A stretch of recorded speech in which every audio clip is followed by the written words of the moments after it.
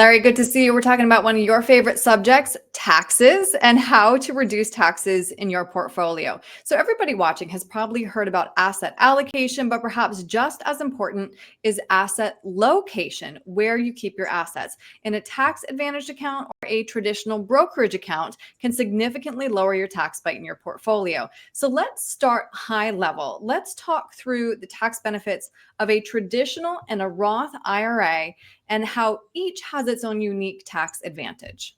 Absolutely. Well, yeah, Aaron, on the traditional IRA, which most of us are more comfortable with, or a 401k, then, we're going to be able to contribute that money tax free, and it's going to be able to allow that money to grow tax deferred. So when you're not paying tax on that money to begin with, the assumption is that we have more money to be growing for us, down, for those many years. Where a Roth IRA, on the other hand, you're going to pay tax on the original contribution, and then that money is going to grow tax free for you. Mm-hmm. Interesting. Got to figure out exactly what your taxes are now and what they might be in the future, which is always a difficult balance. All right, next I want to talk through tax loss harvesting. We've talked about this before, Larry, but can you explain how this works, please?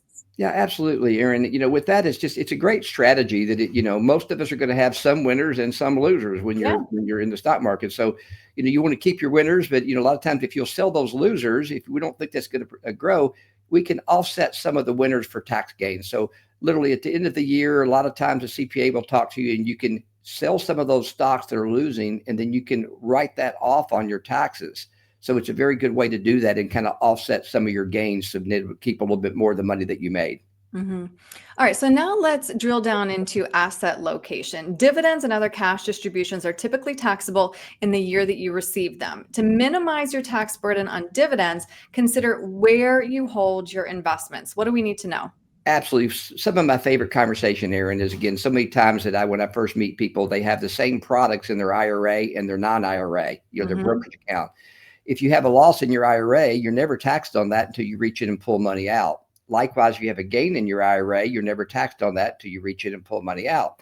On your non-qualified account, as we talked about, if you have ETFs or different stocks, you can have long-term capital gains to where you're taxed more favorably when you do pull the money out, or with a good proper tax planning, you may be able to pull it out with no cost at all. So very, very important on the location of where you're going to put that money. Right. Another great strategy that I've just recently, I've been teaching a lot and training a lot on this, is that if you have a stock that you love, most of us have something that's done very well. We want to hold on to that stock because we love it.